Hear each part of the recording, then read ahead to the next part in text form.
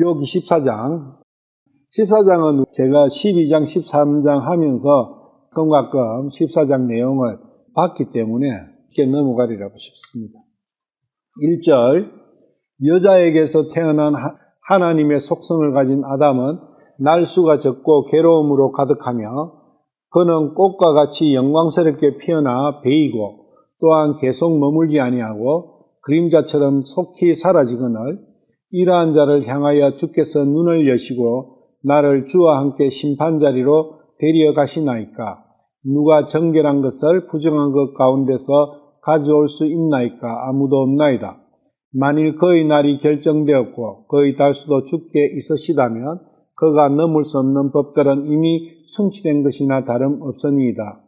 풍꽃처럼 그의 날이 이르기까지 안식할 수 있도록 그에게서 눈길을 돌이켜 주옵소서.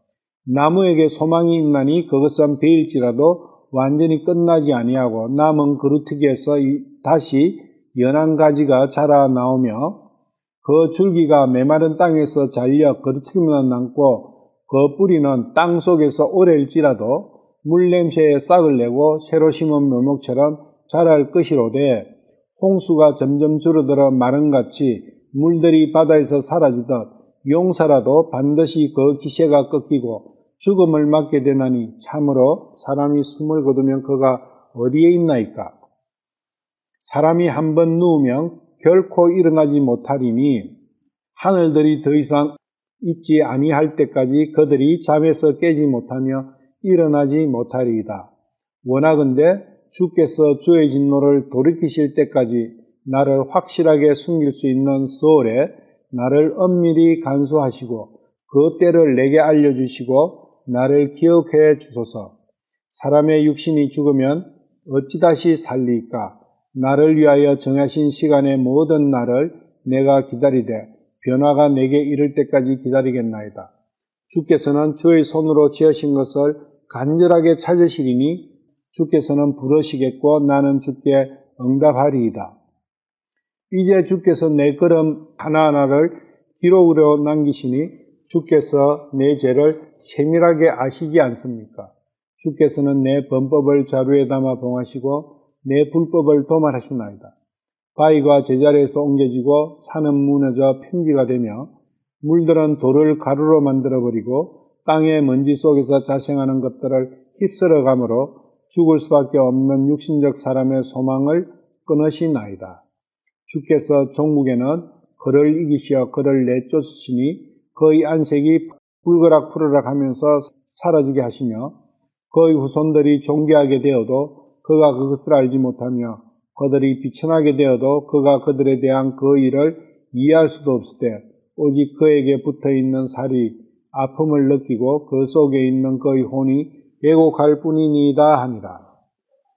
14장은 상당히 좀 복잡다단한 내용들이 포함되어 있어요. 첫째로는 예수 그리스도 메시아에 대한 내용이 처음에는 좀 나오다가 그 다음에 나무 이야기가 나와요. 나무는 제가 육신을 이야기한다 했죠. 그래서 육신과 혼에 대해서 육신과 혼을 분리한 상태에서 이야기를 하고 있어요. 욥 자신의 사람이 육신은 어떤 역할을 하고 있고 어떤 모습이고 혼은 어떠하다는 그러한 부분에서 알 수 있는 게 또 14장이다.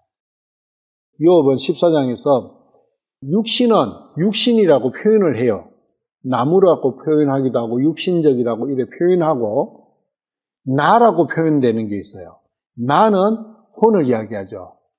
욥의 혼. 육신과 나를 점점 뚜렷하게 분리해 가고 있는 욥의 마음을 볼 수가 있다. 1절에서 하나님의 속성을 가진 이 말은 빠져 있을 거예요. 여자에게서 태어난 아담은 이렇게 되어 있을 거예요. 그 아담이라는 것이 하나님의 속성을 가진 H120이라는 것을 이야기하죠. 그래서 여자에게서 태어난 사람은 날수가 적고 괴로움을 여자에게서 태어난 사람이 누구냐?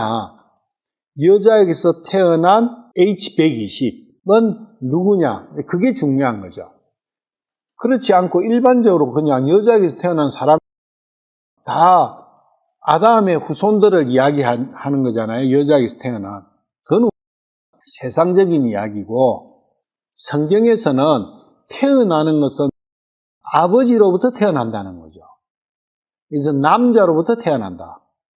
근데 여기서는 여자로부터 태어났다. 이 여자가 이제 영어로 보시면 man that is born of a woman 이렇게 돼 있거든요. 여기에 보실 게 man, H120이죠. 사람이 여러 가지가 있다는 걸 알기 때문에 H120은 창세기 1장에 나오는 그 아담이 H120입니다. 창세기 1장의 아담은 본질이 하나님의 형상과 모양을 지닌 아담, 그것이 H120이라는 거예요. H121번은 하나님의 형상을 잃어버린, 그렇게 이해를 하시면 돼요. 그럼 그 H121번에 속하는 사람들이 H582, H1392, H 뭐 이렇게 나오는 이시, 죽을 수밖에 없는 사람, 뭐 강한 자, 뭐 이런 형태로 나오는 그 사람들의 속성들이 분류된 거 있잖아요. 그런 것들이 다 H121번에서부터 파생되었다는 겁니다. 우먼은 우먼 단수죠. 우맨의 복수가 우민이에요. 복수로 나올 때는 이스라엘을 뜻합니다. 여자에게서 난다. 어떤 나중에 살펴보지만은 여자에게서 나는 우민에서 나는 그 우민 이스라엘. 여기서 우은 단수로 나오는 것은 창세기 3장 15절에 그 여자 우만 특정 여자. 어떤 특정 여자에서부터 한 여자에서부터 태어나는 사람, 남자. 이분은 인류 역사에 한 사람밖에 없다. 그런데 여자에게서 난 사람 중에 마태복음 복음서에 보시면 여자에게서 난 사람 중에 이자보다 침례 요한을 이야기하거든요. 이자보다 큰 자가 없느니라 그 말씀이 있어요. 여자에게서 난 그때 그 여자는 우민입니다. 이스라엘을 이야기해요. 그래서 이스라엘 중에서 침례 요한보다 큰 자가 없다 그 이야기를 하시는 거예요. 그게 마태복음 11장 11절이에요. 마태복음 11장 11절입니다. 진실로 내가 너에게 이르노니 여자에게서 태어난 자들 가운데 침례자 요한보다 더 큰 자가 일어나지 아니하였도다. 그럼에도 불구하고 하늘의 왕국에서 가장 작은 자가 그보다 더 크니라. 여자에게서 태어난 자들, 여기에 이 여자는 G113으로 된 게 우민이죠. 우민 일어났어요.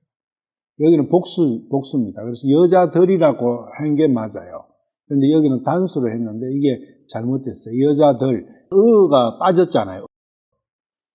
여기에서 여자에게서 태어난 자들은 이스라엘을 이야기한다. 이스라엘에게서 침례자 요한보다 더 큰 자가 없었다. 그래서 그 이스라엘 사람들로 보면, 육신적인 이스라엘 사람들로 보면 침례자 요한이 가장 크다. 그렇지만 천국에서는 이보다 가장 작은 자가 그보다 더 크다. 그런 이야기예요. Born of a woman 이렇게 단수로 표현된 분은 예수님을 이야기한다. 메시아를 이야기한다. 마태복음 1장 16절 한번 가봐요. 마태복음 1장이 족보 이야기잖아요. 이 족보에는 1절부터 보시면 아브라함의 자손이시요 다윗의 자손이신 예수 그리스도의 세대에 대한 책이라 하면서 아브라함은 이삭을 낳았죠. 이게 보온한 거예요. 정상적으로 하면 사라가 이삭을 낳고 해야 되잖아요. 근데 그거 아니다는 거죠. 낳는 것은 아버지가 낳는다는 거예요. 그래서 아버지가 아들을 낳아요. 어머니가 아들을 낳는 게 아니라고. 이제 저부 처음부터 여기 낳고 처음부터 낳고잖아요. 본하는 거예요. 영어로는 낳는 게 얻었다, 비갓. 그리고 예수님이 나시는 거기 가면 야곱은 마리아의 남편 요셉을 낳았는데 야곱이 요셉을 낳았어요. 여기는 아버지가 야곱이 요셉을 낳은 거예요. 요셉까지는 아버지가 낳았어요. 마리아에게서 그리스도라는 예수님이 태어나셨어요. 마리아한테서 예수님이 태어나셨다고요. 본하셨다고. 지금까지는 비갓 이렇게 했는데 여기 예수님에 가서 킹제임스 한번 보시라고요. 여기는 born 했어요. was born Jesus 이렇게 돼 있어요. 누가 낳았죠? 마리아가 낳았잖아요. 마리아는 여자죠. 마리아는 처녀였다고요. 동정녀 탄생이라는 게 동정녀한테서 태어나셨다. 그것은 곧 씨가 동정녀 여자의 씨에서 났다 그 이야기입니다. 여자의 씨. 여자가 씨가 있습니까? 없잖아요. 그런데 창세기 3장 15절에 가면 내가 너와 여자 사이에 또 네 씨와 그녀의 씨 사이에 그녀의 씨, 여자의 씨가 있는 거죠. The between the she and her seed. 그녀의 씨. 여자가 씨가 있었다는 거죠. 여자의 씨로 나오는 분. 그분이 그리스도라는 거예요. 그것은 인류 역사에서 딱 한 분밖에 없다고 여자의 씨로서 태어나신 분. 그런데 그 씨가 그 여자가 씨를 만든 것은 아니라 그 씨는 하늘에서부터 온 씨예요. 성령으로부터 오신 거라고. 하늘의 씨로부터 태어나신 분이 그리스도다. 그분이 바로 이렇게 표현이 된다는 거예요. 여자로부터 태어나신 분, 여자의 씨, 이런 형태로 표현되는 분이 그리스도다. 욥기 14장 1절에 여자에게서 태어났다는 것은 여자의 씨에서부터 났다는 겁니다. 그래서 여자의 씨로서 태어나신 분은 그리스도가 유일하다. 그래서 이 사람은 예수님이다. 그런데 요 뒤에 15장 14절 봐봐요. 욥기 15장 14절. 이건 엘리바스 이야기거든요. 엘리바스 이야기인데 사람이 무엇이기에 깨끗하겠느냐? 여자에게서 태어난 자가 무엇이기에 어렵겠느냐? 여기 여자에게서 태어난 자 똑같은 이야기죠. 한글로 보면. 근데 뭐가 틀려요? 엘리바스는 누구를 지칭하고 있고 욥은 14장에서 욥은 누구를 지칭하고 있느냐? 엘리바스는 영어로 보세요. 영어 15장 14절 영어 킹제임스 보시면 여기 사람이 몇 번이에요? 14장은 몇 번이에요? H 120. 여기는 H 582. H 582는 육신을 이야기하는 거예요. H 120은 혼을 이야기하는 거예요. 그게 다르다는 거예요. 우리의 혼은 하나님의 형상을 가지고 있다는 겁니다. 욥은 혼적인 문제, 혼적인 관점, 하나님의 형상을 가진 사람으로서의 관점에서 이야기를 하고 있다는 거예요. 그 대표적인 대표가 예수님이시다는 거예요. 완전한 하나님의 형상, 순수한 오리지널 하나님의 형상, 그분이 예수님이시다는 거예요. 예수님은 내가 하나님이지 않느냐 이렇게 말씀하실 수가 있는 게 완전한 100% 하나님의 형상을 갖고 계시기 때문에 우리는 아담이 범죄하면서 타락해버린 거죠. 잃어버렸어요. 많은 부분을. 이거 구분이 안 되면 엘리바스가 이야기하는 사람이나 욥이 하는 사람이 같다 이래 해버리면 일반적인 사람으로 봐버리는 거예요. 그 다음에는 25장 4절. 빌라시죠. 그런즉 사람이 어찌 하나님과 견주어 어렵다 할 수 있겠느냐? 또는 여자에게서 태어난 자가 어찌 깨끗할 수 있겠느냐. 여기도 여자에게서 태어난 자 나왔죠. 이 여자가 몇 번이에요? 58이에요. 친구들은 전부 다 육신을 갖고 이야기하는 거예요. 욥은 하나님의 형상, 혼을 가지고 이야기한다고요. 그게 항상 부딪히는 거예요. 그것을 구분하지 않고 이 성경을 보면 욥의 이야기나 친구들의 이야기나 다 맞는 것 같기도 하고 다 거기서 거긴 것 같고 이게 도대체 뭐냐 이게 이제 헷갈리게 돼 있어요. 이 구분이 안 되면 새 친구는 육신을 가지고 이야기하니까 그게 종교가 되는 거예요. 율법이 되는 거예요. 그것이 모든 것이다 그 이야기입니다. 성경의 모든 진리는 육신을 가지고 논한다. 그럼 지금 이 시대에 많은 설교하는 사람들이 육신을 가지고 이야기하잖아요. 그게 누굽니까? 그 사람들이 욥의 새 친구들이다. 엘리후다 이야기입니다. 창세기 1장 26절. 하나님께서 이르시되 우리가 우리의 형상으로 우리의 모양에 따라 사람을 만들고 이 사람이 중요한 거죠. 이 사람이 킹예스로 보시면 H120이죠. Let us make man in our image, after our likeness. 예, 이미지와 likeness, 모양. 이미지를 형상이라고 번역한 거예요. 형상과 모양, 이 이미지하고 likeness를 구분하실 수가 있어야 돼요. likeness는 모양이에요. 모양은 형체, 이미지는 형상은 보이지 않는 거. 그래서 보이지 않는 것과 보이는 것, 공히 하나님의 모습과 하나님의 형상으로 만든 게 H120이라는 겁니다. 즉 우리의 마음은 그 모양과 그 안의 내용물이 하나님과 동일하다는 겁니다. 그만큼 우리의 혼은 위대하다는 겁니다. 그 규모가 어마어마하게 크고 H120은 하나님의 이미지와 하나님의 모양을 모습으로 만들어진 사람이 H120이다.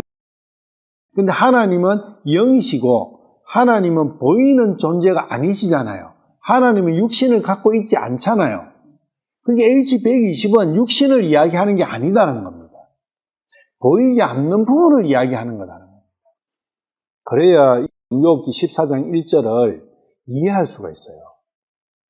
그리고 욥기 전체가 바로 H120과 H121번의 싸움이라는 거예요. 육신과 혼의 전쟁.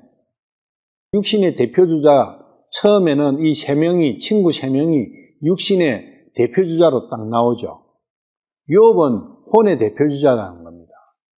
그 혼의 대표주자인 욥이 육신을 떠날라 하니까 바이바이 나는 이제 안녕 너희들하고는 끝 이렇게 하니까 두겠어요. 그냥 자기가 불이 묻고 있었는데 지금까지 자기 종으로 불이 묻고 있었는데 종이 빠이빠이 하니까 가만히 놔두겠어요? 안 놔놓죠. 진짜 붙들려고 하는 그 이야기예요. 욥은 나는 빠이빠이다. 친구들은 육신의 대표주자는 붙들려고 하는 거예요. 붙들는데 못 붙들렸죠. 대신에 못 붙들리고 나도 니하고 가야 되겠느냐 이런 형태로 되어버리는 상황이 되니까 그 육신의 진짜 대표주자 적그리스도 사탄이 엘리후로 나타나가지고 마지막 공격을 퍼부어 엘리후가 이야기하고 욥이 이야기가 없어요. 그 다음에 하나님이 바로 나타나세요. 37장까지 엘리후가 이야기를 합니다. 그런데 38장에 욥이 나오는 게 아니라 하나님이 직접 등장하셔버려요. 왜 그러느냐? 엘리후가 6장에 걸쳐가지고 자기가 욥을 회유를 하는데 욥이 회유될 뻔했어요. 요 엘리후한테는. 그게 42장 가면 나와요. 38장부터 해가 그 사이에. 그러니까 하나님께서 사람이 사탄을 이길 수 없다는 것은 잘 알고 계세요. 그러니까 욥이 사탄한테 너무 쏟기기 전에 하나님께서 나타나셔 하나님을 보여주시는 거예요. 그래서 하나님의 도움이 아니었다면, 하나님께서 안 나타나셨다면 분명히 욥은 엘리후한테는 넘어갔을 거라고. 엘리후가 하자는 대로 했을 거라고. 결국은 어느 분께서 이기시느냐, 욥이 이기는 게 아니라 하나님이 이기시는 거예요. 그래서 욥한테 38장에서 이야기를 하는 거죠. 2절부터 딱. 지식이 없는 말들로 이치를 어둡게 하는 이자가 누구냐. 욥한테, 지금까지 욥한테 6장에 걸쳐서 쭉 이야기한 그 사탄에 대해서 하나님께서 한마디로 이렇게 평가를 하시는 거예요. 지식이 없는 말로 이치를 어두운 조언을 하는 이자가 누구냐. 니한테 조언을 한 사람은, 조언을 한 그 말은 지식이 없는 말이었고, 니한테 해준 그 조언은 어두운 조언이다. 다크언드 카운셀이다. 이렇게 해석해버리니까 말이 이게 도대체 뭔지 모르잖아요. 영어로 보시면 Who is this that darkened counsel? 이렇게 딱 해석한 거예요. 어두운 조언. 욥은 조언을 받는 입장이죠. 왜 고난에 처해졌으니까 이유도 모르고. 그러니까 이런저런 사람들이 와서 욥 너 잘 생각해봐. 이렇게 네가 환난을 당한 게 이렇다 저렇다 이야기를 많이 하죠. 그게 새 친구들이 한 거죠. 근데 새 친구들이 져버렸잖아요. 그러니까 엘리후가 나타나고 조언이랍시고 했는데 그 조언에는 욥이 넘어갈 뻔했다는 거예요. 하나님은 욥의 마음을 살피시고 계시잖아요. 욥의 마음의 변화를 뚜렷하게 보실 수 있는 분은 하나님밖에 안 계세요. 사탄은 몰라요.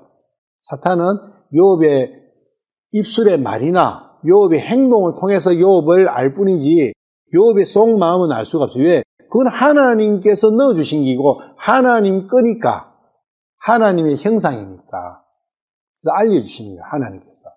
그것은 어두운 이치, 어두운 조언이야. 빛의 조언이 아니다. 딱 그렇게 욥은 알아듣는 거예요. 욥이 42장에 이렇게 대답하는 거예요. 2절에 3절에 보시면은 그때 욥이 주께 응답하여 이르되 주께서는 모든 것을 하실 수 있사오며 어떤 생각도 주께 숨길 수 없음을 내가 아오니. 어떠한 생각도, 모든 생각, 내 말도 안 했는데 생각만 했는데 하나님은 어떻게 다 아십니까? 그걸 지금은 하나님은 다 아시는구나. 그걸 고백하는 거예요. 왜냐하면 자기가 생각만 하고 있었는데 하나님은 그걸 다 아시고 미리 딱딱 필요할 때 나타나셔가 알려주실 건 알려주시고 이끌어주시는 거예요. 3절에 이렇게 나와요. 지식도 없이 이치를 가리는 자가 누구니까? 내가 지금 보니까 엘리후 저게 그런 존재였구나. 지식도 없이 하나님의 진리를 가리는 자였군요.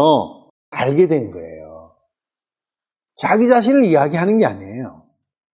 욥 자기 자신을 이야기하는 게 아니라고. 욥에게 결정적인 조언을 해준 그 어두운 조언이 욥은 빛의 조언으로 알아들었던 거예요.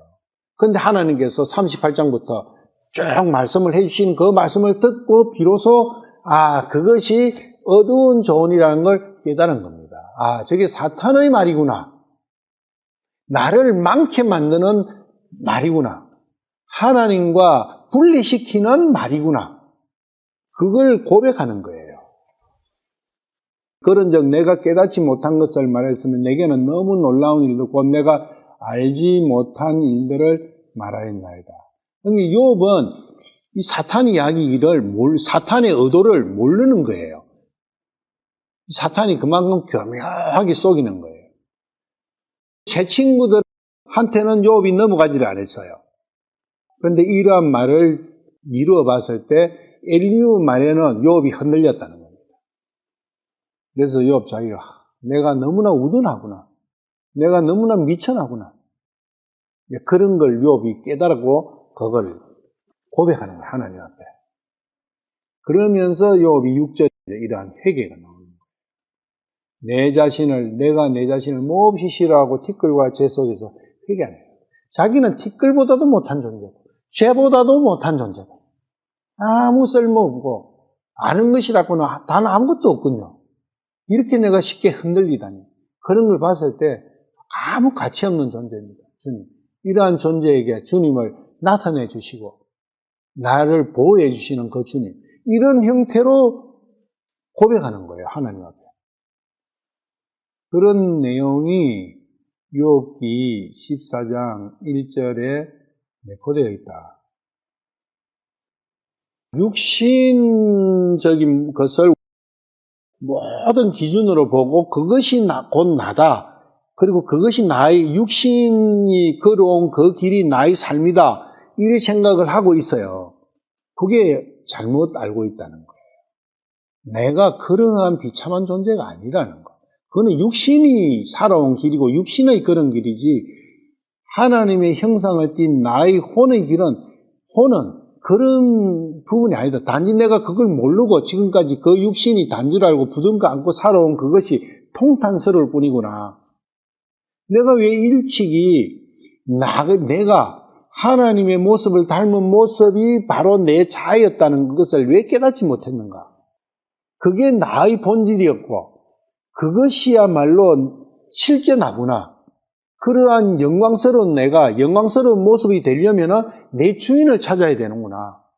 내가 되려면 진정한 내가 되려면 창세기 1장 26절에 그 하나님 만들어진 그 모양을 갖기 위해서는 내가 하나님을 찾아야 되는구나. 하나님과 함께 해야 되구나. 하나님께 만나서 하나님께서 나를 고쳐주십시오 해야 되는구나. 그걸 생각할 수 있을 거 아니에요. 육신과 내가 하나 됐다는 그것이 진리라면, 육신이 내고 내가 육신이라는 그것이 진리라면 하나님 찾을 필요가 없는 거죠. 근데 그게 진리가 아니다 그거예요. 내가 육신이 아니다. 그것이 진리다는 겁니다. 육신은 나를 담고 있는 그릇일 뿐이다. 그게 진리다는 거예요. 참된 나는 육신 속에 담겨 있는 그 본질적인 나는 뭐냐? 그게 창세기 1장 26절에서 하나님의 형상과 하나님의 모양으로 만드신 그 부분이다. 우리는 그것을 압축해서 혼이라고 부른다는 거예요. 그리고 일반적인 상황에서는 마음이라고 이야기하는 거다. 그런데 그 단어가 정신, 마음, 뭐 이런 형태로 해가지고 여러 가지로 나눠지고 정신이 뭐냐 물어보면 정신 많이 쓰잖아요. 야 정신 차려. 많이 쓰죠. 그런데 정신이 뭐요? 물어보면 대답은 못해요. 친구나 누구한테나 야 정신 차려 정신 차려. 너 왜 정신을 못 차리고 왔다리 갔다리 그래 해. 그런 이야기 너무 많이 쓰죠. 근데 정작 정신이 뭔데 물어보면 대답 못해요. 야, 내 마음이 아파. 너 그렇게 이야기하지 마. 마음이 뭔데? 또 설명을 못해요. 근데 마음 아픈 건 알아. 그건 현상이니까. 속이 썰인 것은 알아요. 근데 그 속이 뭔데? 어떻게 생긴데? 이래 물으면 또 몰라요. 속 썰인 게 뭔데? 하면 이 표현해보면 몰라요. 속이 썰이다는 그건 알아. 마음이 아프다. 내가 슬프다. 슬프면 눈물이 나고 슬픈 그거는 분명히 내가 인지하고 있잖아요. 근데 슬픔이 뭔데? 어떻게 해서 온 건데? 하면 설명을 못해요. 왜? 그것이 하늘 거니까. 우리는 배운 적도 없어요. 들은 적도 없어요. 근데 그 현상에 대해서는 우리가 들었고 내가 느끼기도 하고 다 알아요. 이게 비밀 아닙니까? 이게? 내 자신에 대해서 내 자아에 대해서 깜깜하다는 겁니다. 마음도 설명이 안 돼, 혼도 설명이 안 돼, 정신도 설명이 안 돼. 뭐 마음이 아프다. 뭐 아픈 게 뭔데? 그게 어떻게 해서 아픈데? 슬프다. 그 슬픈 거는 슬프면 눈물 나오고 막 이래 하니까 기분 나빠. 화가 부르륵 나는 거는 그 화가 어떻게 해서 나는 건데 누가 뭘 약했어서 왜 그렇게 뭔가 불긋불긋하고 막 뭔가 속에서 불을 끌냐. 그 원리가 뭐냐. 불을 떼니까 물이 끓는 거는 알잖아요. 현상은 다 알아. 우리가 일반적인 물질적인 현상은 다 설명이 돼요. 근데 마음의 현상은 설명을 못 해요. 본질은. 근데 그 본질을, 그 나타난 모습은 다 알아. 야, 너 화났냐? 내가 볼 때는 엄청 화났네? 야, 너 슬픈 일이 있냐? 내가 보니까 네 무슨 수심이 가득한데 무슨 근심이 있어? 이거 다 알잖아요. 이야기는 해요. 근데 그것이 본질이 어디서부터 나오느냐, 그거는 몰라. 그건 하늘나라 거거든. 그 하나님의 형상이에요. 그런 것들이 그걸 뼈대라 하는 거예요, 뼈대. 동일하다. 모든 사람에게 슬픔을 주는 것은 동일한 내용들이다. 모든 사람이 기뻐 환호하는 것은 동일한 거다는 거예요. 그게 뼈대라고요.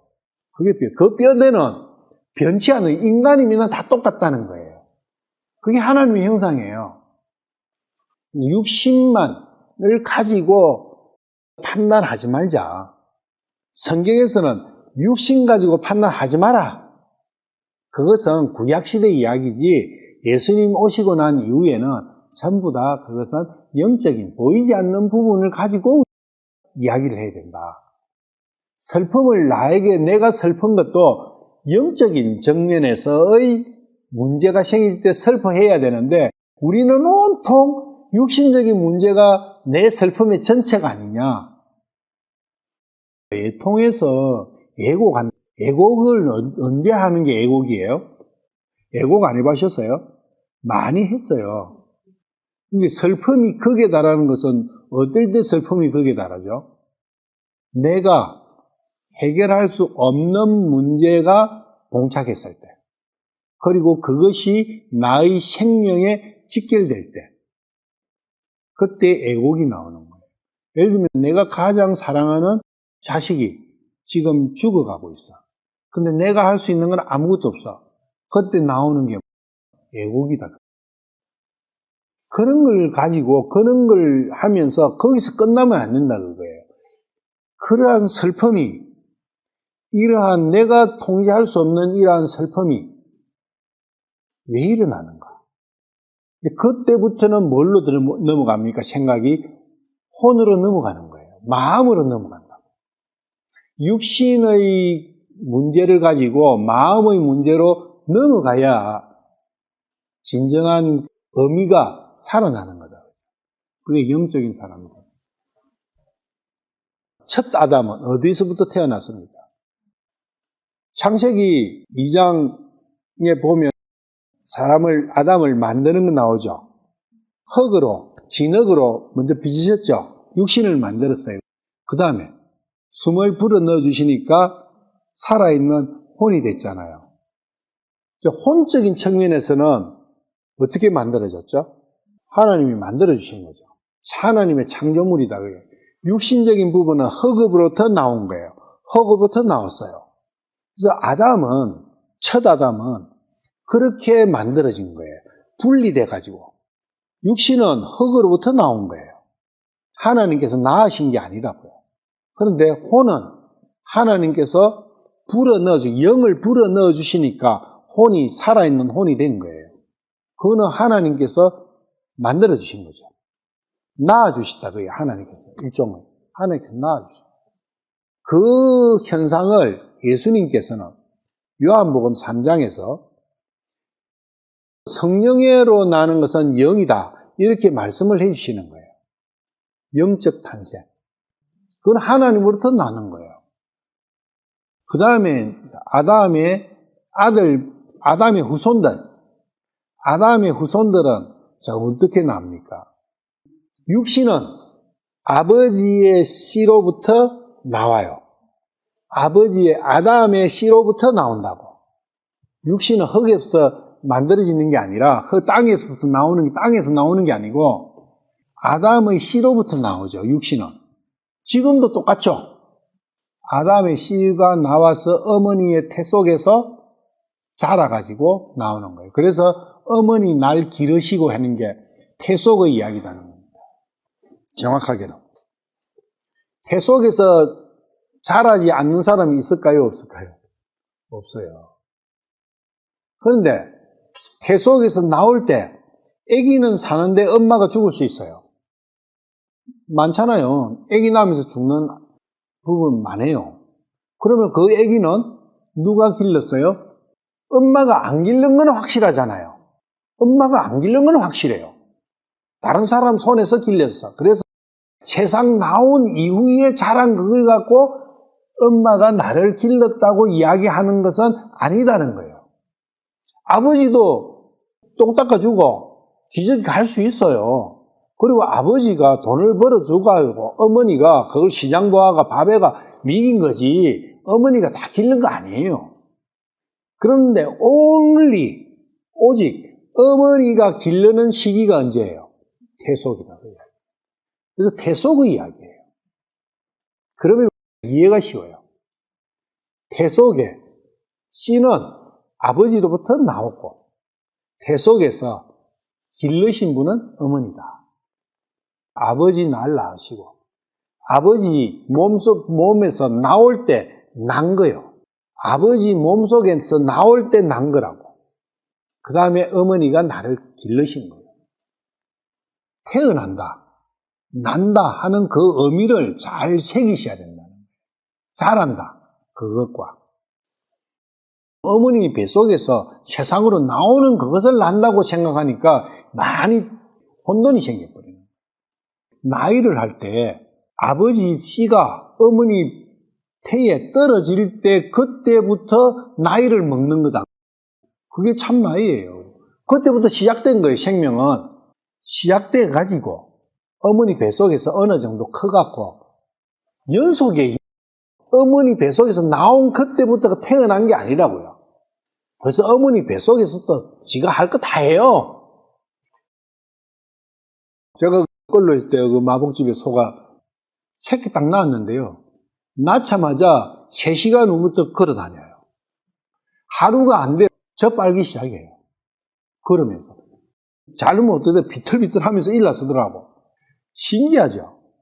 그놈은 뱃속에서 다 큰 거예요. 그때 태어난 게 아니라고. 태어난 것은 아버지의 뱃속에서 나오는 그게 태어난 거라고요. 나이도 그때부터 카운트가 되는 거예요. 밭에 씨를 뿌렸어요. 그걸 씨를 뿌렸다, 플랜팅 했다고 하지, 싹이 나온 그것을 플랜팅 했다고 이야기하지 않지 않습니까? 싹은 밖에 나온 그게 싹이 아니라 벌써 속에서부터 나온 게 흙을 뚫고 나왔다는 그거지, 속에서부터 자란 거예요. 똑같다 그러죠. 단지 사람만 소나 돼지나 동물들은 그렇게 빨리 하루 만에 섰버려요. 그리고 며칠 만에 뛰어버려요. 근데 왜 사람은 걸으려면 몇 살 돼야 걸어요? 돌 지나야 되잖아요. 아장아장 걸으려면 그것도 아장아장밖에 못 걸어. 뛰도 못해. 하다가 잡아줘야 돼요. 제대로 걸으려면 3살에서 4살 돼야 되잖아요. 왜 그렇게 사람만이 그래요? 다른 거 그렇지 않아요. 다른 동물들은 그런 동물이 한 개도 없어요. 임신기간은 사람하고 비슷하고 소도 사람하고 비슷하고 이랬는데 유독 태어나가지고 걷는 데까지 왜 사람이만 그렇게 복잡하게 만들어 놔셨을까? 왜 그렇게 늦게 만들어? 소처럼 한 일주일 만에 그냥 지가 걸어 다니고 지가 밥도 먹고 하면 얼마나 좋겠어요. 편리하고. 내가 요사이 곰곰이 그 생각을 하거든요. 손자가 태어났기 때문에 내가 손자 쭉 보잖아요. 너무너무 힘든 거예요. 어머니도 힘들고 그 주위 있는 옆에 사람들도 힘들고 왜 하나님께서 그런 프로세스를 그렇게 만드셨을까? 사람은 뭐 때문에 그렇게 했다고 생각합니까? 육신 때문에? 아니에요. 육신 하나님께서 왜 소처럼 사람을 못 만들어서 그렇게 하셨겠어요? 아니라고. 비밀이 있는 거예요. 그렇게 해야 될 비밀은 바로 정신에 있는 거예요. 보이지 않는 것과 보이는 것이 정신과 몸이 비례해가지고 커야 된 정상적인 인간이 되는 걸 아시는 거예요, 하나님께서. 메인은 보이지 않는 거다. 보이지 않는 것 때문에 육신을 그렇게 만들어 놓은 거예요. 이 육신이 커가는 과정을. 만약에 거꾸로 생각해 보는 거예요. 낳는데 몸은 1살인데 몸은 바꿔보세요. 롱초 1살 되니까 어미보다 커버려요. 1살 되는데 어미보다 커. 달리기도 더 잘해. 힘도 더 세. 근데 사람이 만약에 1살 됐는데 정신 연령은 애기예요. 갖는 애기예요. 근데 몸은 자 그렇다고 생각하면 어떻게 되겠습니까? 안 되는 거예요. 근데 동물은 돼요. 왜? 동물은 정신이 없으니까. 하나님의 형상이 없잖아요. 생각의 능력이 없지 않습니까? 거기는 하나님께서 넣어주신 본능으로 모든 것이 일어나는 거예요. 그런데 사람은 본능 플러스 알파를 주신한 거예요. 그게 자유의지라는 거죠. 자유의지뿐만이 아닙니다. 그 마음이라는 총칭하는 그걸 이야기합니다. 그 안에는 의지도, 자유의지도 있고, 생각도 있고, 공부 능력도 있고, 뭐 습득 능력도 있고, 적응 능력도 있고, 생각하는 능력, 사고 능력, 이런 거 다 포함되는 거예요. 그거에 의해서 육신은 컨트롤 받는 거예요. 근데 우리는 어느 정도 커버리면 육신이 나를 컨트롤해버려요. 그게 선악과의 독의 문제다. 그런 걸 생각을 해요. 롱초도 키워보고, 롱초 형제들 크는 거, 송아지 나가 크는 거, 이런 걸, 동물들 세계를 많이 보거든요. 같이 사니까. 근데 그놈들은 프로그램대로 하나님께서 주신 그것대로 살아가요, 모든 게. 자기가 꾸미는 게 없어요. 짓는 것도, 싸움하는 것도, 뭐 어떻게 하는 모든 게 프로그램된 그 범주 안에서 움직이지, 그것을 벗어나지를 않아요. 그 범주를 벗어나는 유일한 존재가 사람이에요. 사람은 하나님의 형상을 넣어주시고, 자유로움을 넣어주시다고요. 법칙을 뛰어넘는, 법을 뛰어넘는 어떤 원리를 넣어주신 거예요. 그래서 우리는 그 법을 내가 깨볼 수도 있고, 그 법을 내가 순종할 수도 있는 거예요. 내가 그렇다는 거예요. 내가, 우리 각자가. 그게 아담이다. 그게 H120이다.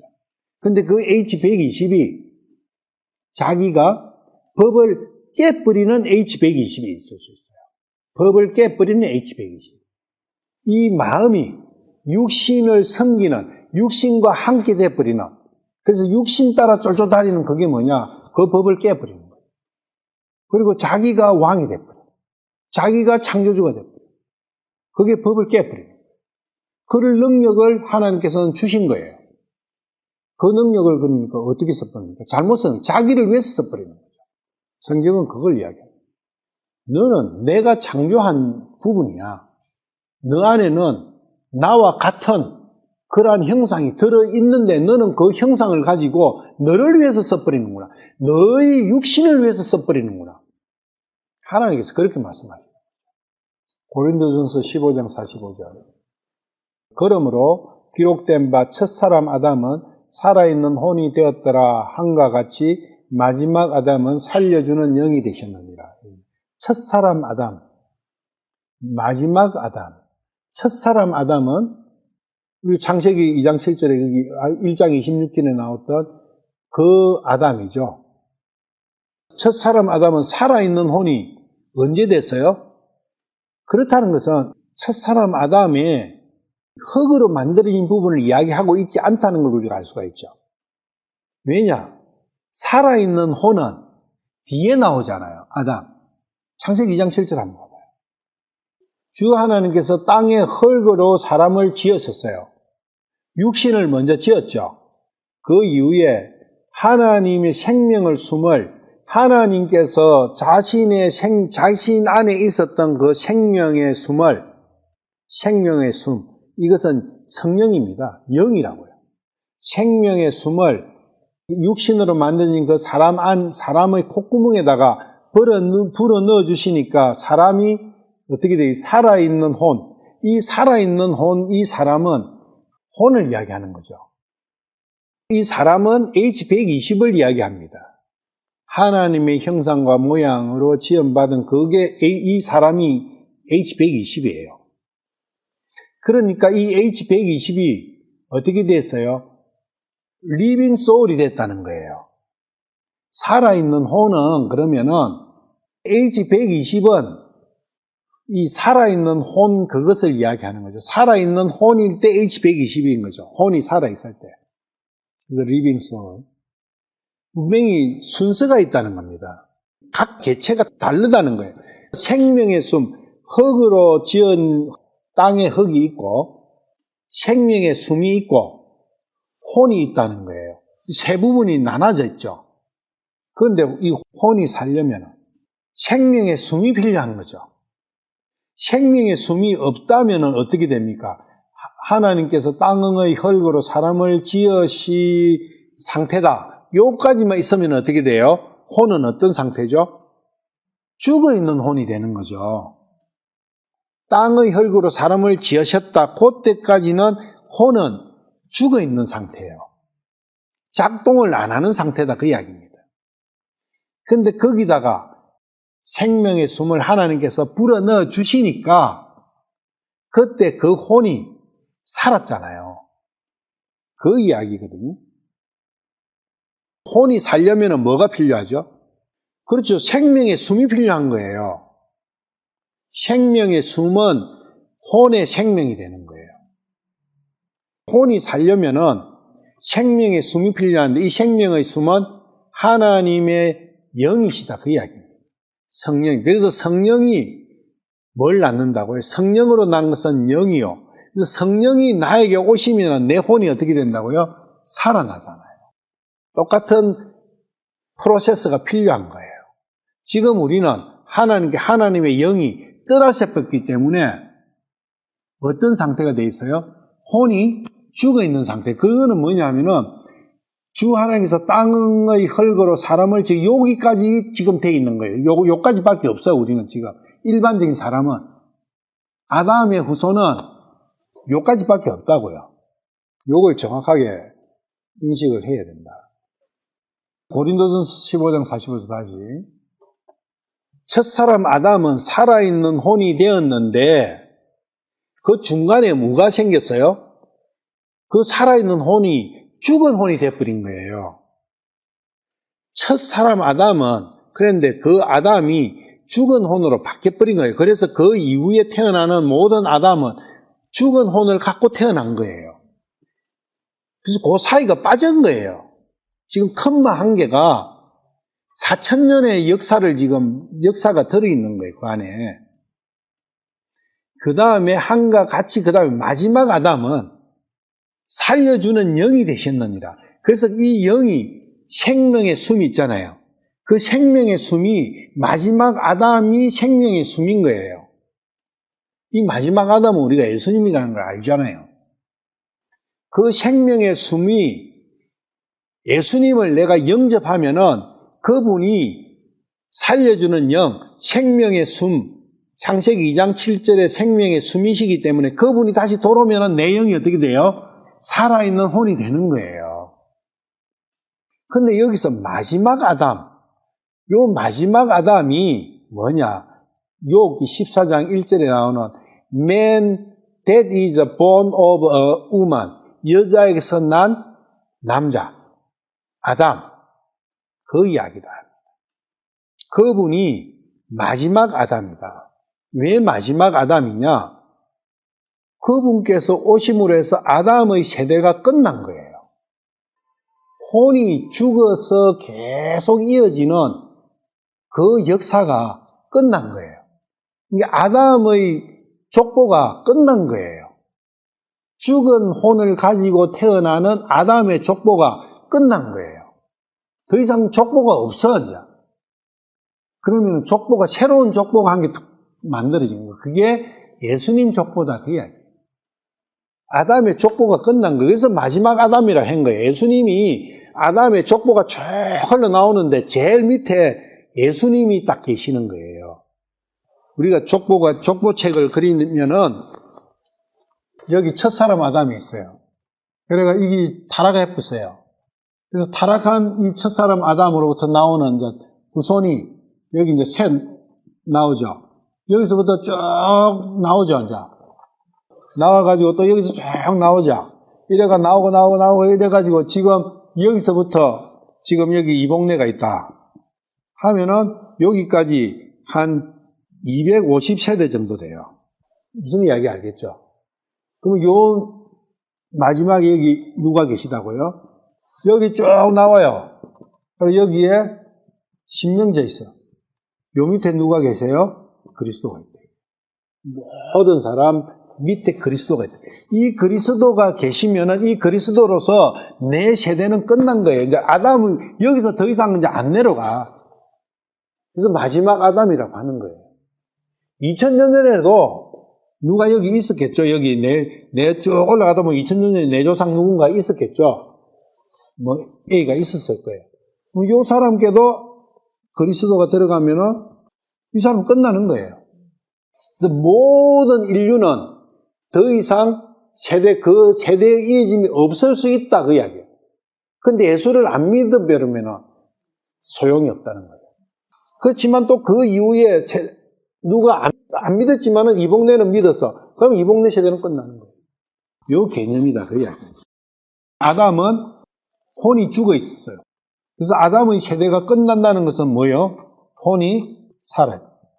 그래서 살려주는 영. 그 영이 창세기 2장 7절에 하나님의 숨이다. 그게 성령으로 난 것은 영이니 그 영으로 나면은 혼이 살아난다. 그래서 창세기 2장 7절 상태로 다시 되돌아간다. 그래서 마지막 아담. 이사야서 7장 14절. 그러므로 주께서 친히 한 표적을 너희에게 주시리라. 보라, 처녀가 수태하여 아들을 낳고 그 이름을 임마누엘이라 하리라. 처녀가 수태하여 아들을 낳는다. 이거는 될 수가 없는 이야기잖아요. 이게 처녀가 수태하여 아들을 낳으면은 그 이름은 임마누엘이 되는 거예요. 그럼 임마누엘은 뜻은 뭡니까? 함께 하시는 하나님. 임마누엘로 표현되지 않는 하나님은 사람과 함께 하실 수가 없잖아요. 그분은 영이시니까 몸을 가진 사람과 영이신 하나님과는 함께 할 수가 없어요. 아무리 함께 하고 싶어도. 그런데 처녀가 수태하여 아들을 낳은 이 남성은 하나님께서 사람과 함께 하기 위해서 오신 분이라는 거예요. 그러한 분을 우리는 메시아라 한다는 거예요. 그리스도라고. 그리스도는 처녀에서부터 나야 된다. 그거는 뭐냐? 아담의 씨로 나면은 안 된다. 에레미야 31장 22절.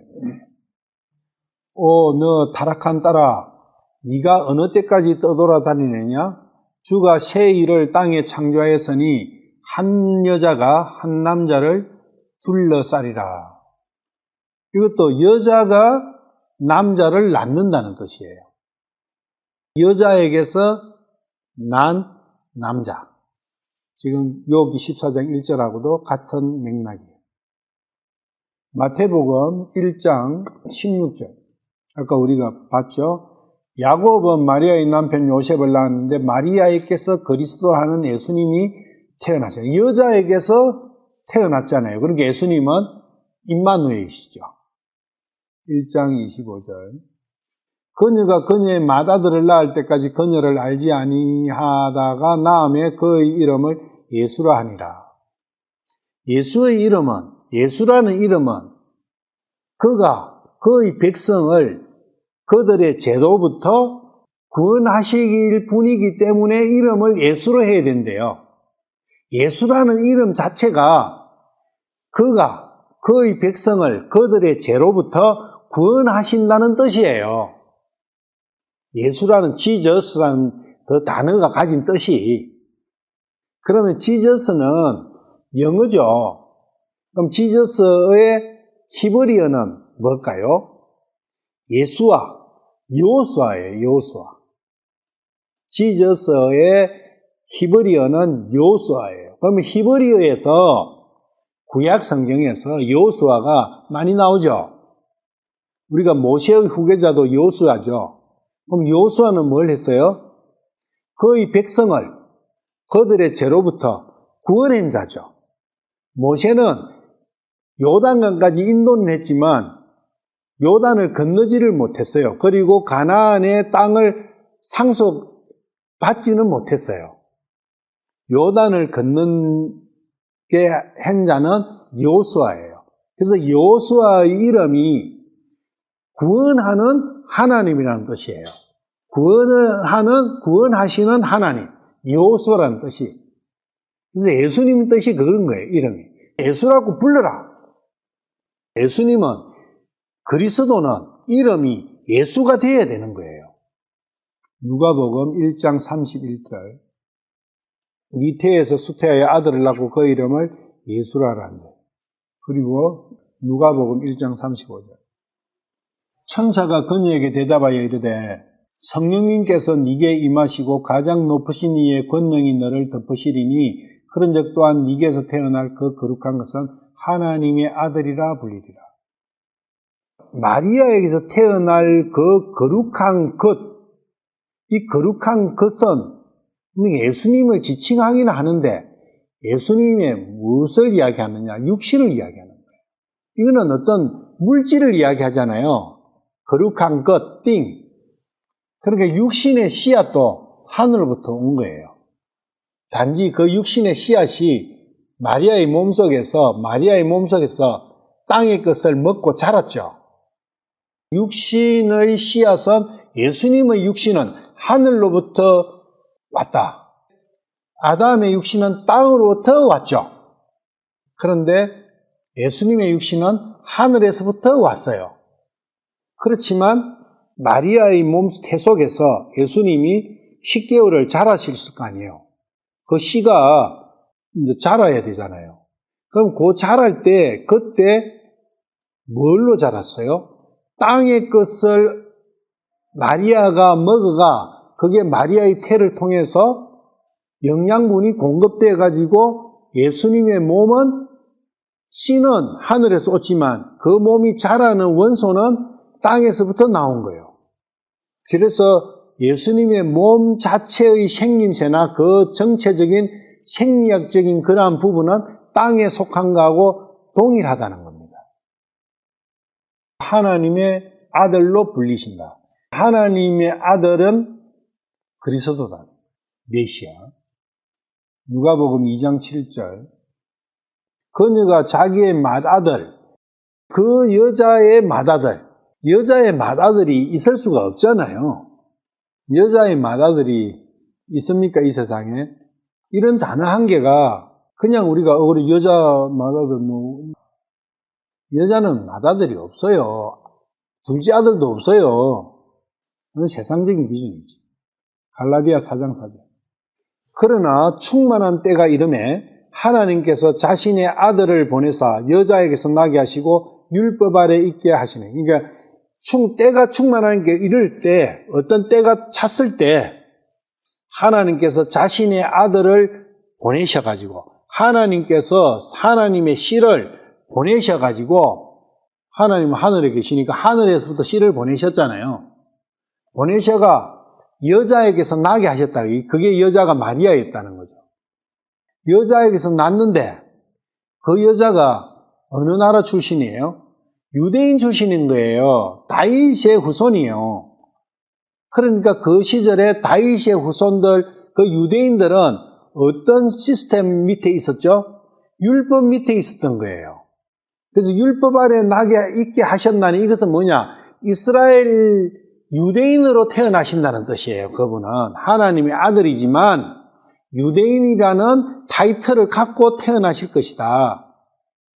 대한민국 한민족 어떤 당군의 후손으로 태어나는 게 아니고 중국의 어떤 거가 아니고 아브라함부터 시작돼 가지고 다윗의 계통에서 나오신다. 다윗의 후손으로부터 그 이야기예요. 그래서 율법 아래 있게 된다는 거죠. 그럼 그것과는 율법 아래 있다는 것은 그분도 율법을 지키셔야 된다는 이야기예요. 그래서 예수님께서 내가 율법을 완성시키러 나왔다. 그 말씀하셨어요. 은혜면은 사랑이고 은혜면은 율법은 필요 없습니까? 이렇게 이야기하니까 예수님께서 그렇지 않다. 내가 율법을 완성시키러 오셨다. 그러기 위해서는 율법 아래 태어나셔야 되는 거예요. 율법을 완성을 해야 그 이후에 율법 때문에 죄의 속박에 굴레해서 허덕이는 그 인생이 안 생기니까 모세로부터 율법을 받고 그 위에 1500년 이상을 율법을 완전히 지킨 사람이 한 명이라도 있을까 없을까요? 없는 거예요. 단 한 명도 없는 거예요. 율법을 지킨 사람은, 완전히 지킨 사람은. 예수님만이 율법을 완전히 지키셨다. 그걸 지키시는 그것을 보여주시러 오신 거예요. 예수님의 씨는 성령님으로부터 온 씨다. 그걸 우리가 알 수가 있다. 그런 예수님이신데 그러한 그리스도가 어떻게 되느냐. 날수는 적고 그 인생살이 전체가 괴로움으로 가득했다. 가득하게 된다. 그 이야기예요. 그 그리스도의 인생은 메시아의 삶은 짧다. 그리고 온통 괴로움으로 가득하다. 그것은 우리가 시편이나 이사야서나 구약에 쭉 보면은 다윗의 그 삶 속에서도 그 고난과 고통과 그 연속이죠. 그러니까 시편 102편, 109편, 119편, 이사야 53편 이 전체가 메시아가 이 땅에 오셔가지고 당할 그러한 고난과 고통과 그 부분에 대한 기록이에요. 대표적으로 시편 102편 한번 볼까요? 내 날들이 연기같이 소멸되면 내 뼈들이 화로같이 탔나이다. 그러니까 지금 메시아에 대한 예언이라는 걸 생각하시면서 읽어보세요. 내 날들이, 내라는 건 메시아를 말씀하세요. 내 날들이 연기같이 소멸되면 내 뼈들이 화로같이 탔나이다. 내 마음이 어둠마다 풀같이 시들었으므로 내가 밥 먹는 것도 잊고 있나이다. 내 시험 소리로 인하여 내 뼈들이 살갗에 붙었나이다. 나는 광야의 펠리컨 같고 사막의 올빼미 같사오며 내가 깨어있어 지붕 위에 한 마리 외로운 참새 같으니이다. 내 원수들이 종일토록 나를 모욕하고 나를 대적하기 위해 미친 자들이 맹세하며 나를 대적하나이다. 내가 죄를 빵같이 먹으며 마실 것에 눈물을 섞어 싸우니 이는 주의 경노와 주의 진노 때문이다. 주께서 나를 들어올려 던지셨나이다. 내 날들은 기울어지는 그림자 같고 나는 풀같이 시들었나이다. 그러나 오 주여, 주는 영원히 계시며 주를 기억하는 것은 모든 세대에 이르니이다. 예수님은 오셔가지고 육신을 입고 오시면 이러한 삶을 살게 된다는 거예요. 실제 우리가 예수님의 삶 속에서 이런 것들을 얼마나 밝혀내느냐, 그리고 왜 이렇게 살아셔야 되는가, 그런 부분도 우리가. 분명히 그분은 자기의 백성을 구원하시기 위해 오시는데 그분은 우리와 함께 하시는 하나님이신데 왜 이렇게 되셔야 되느냐, 그런 걸 생각을 해요.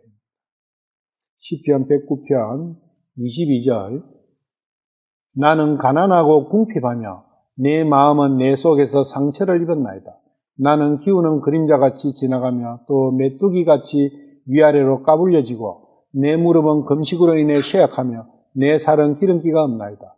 나는 또 그들에게 비방거리가 되었사오니 그들이 나를 보고 자기 머리를 흔들었나이다. 예수님 십자가에 박히셨을 때 예수님 환호하듯 그러한 예수님 주시는 빵 먹고 예수님 기적 보고 했던 그 사람들이 다 그렇게 자기는 구원 못하네, 그런 형태로 비난하고 머리를 흔들었죠. 지금 이게 예수님에 대한 예언이에요. 시편 119편 143절 근심과 고통이 나를 붙잡아 싸우나 주의 명령들은 나의 기쁨입니다. 여기에 근심과 고통의 내용에 대해서 우리가 다음에 이제 한번 볼 거예요. 예수님의 말씀이에요. 예수님은 어떤 근심과 고통이 있었던가? 지금 욥도 수많은 근심과 고통 속에서 욥이 진행되고 있죠. 그런데 그 욥은 자기의 육신의 고통 가지고 이야기하는 게 아니다는 거예요. 예수님도 마찬가지다는 거예요. 자기 혼의 근심과 고통.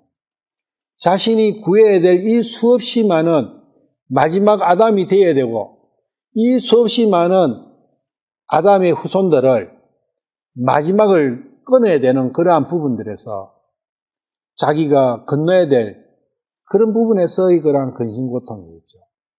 이사야서 153장, 53장 전체가 그런 말씀이지만 일단 53장 3절 왜 이렇게 되어야 되느냐? 그 결론이죠.